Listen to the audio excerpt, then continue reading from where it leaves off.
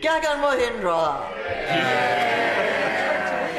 Thank you, Madam Deputy Speaker. It's a real pleasure to be called in this debate, especially with you in the chair, because a lot of what I'm going to say now is when I was a councillor in your beautiful constituency of Epping Forest.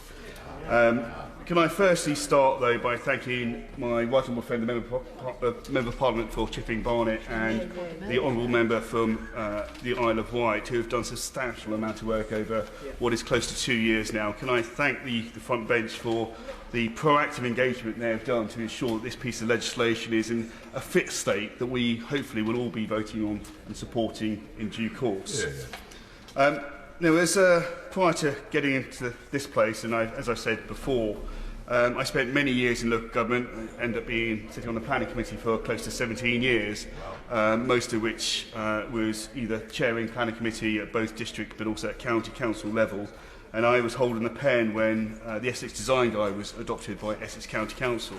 And the point I'm trying to make is that actually, while local plans very much focus on, or the public normally focus on housing, actually the local plan model is one that works. I've got the scars of what were the RDAs prior to local plans being introduced by actually a Liberal Democrat cabinet member at the time, back in 2011. But I think the importance is that actually planning is one of those emotive issues that if we get wrong, it's a blight on our community for many, many years. And as I'm sure I speak on behalf of the whole House, that actually we need to make sure that we get this right.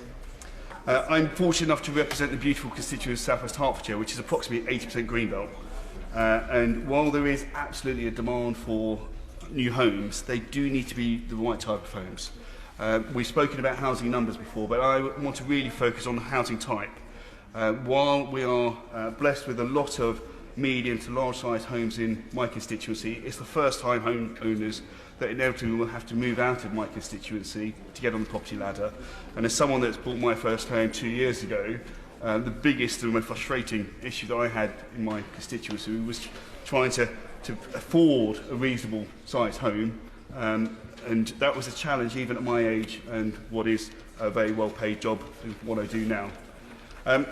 Can I commend this bill to the House?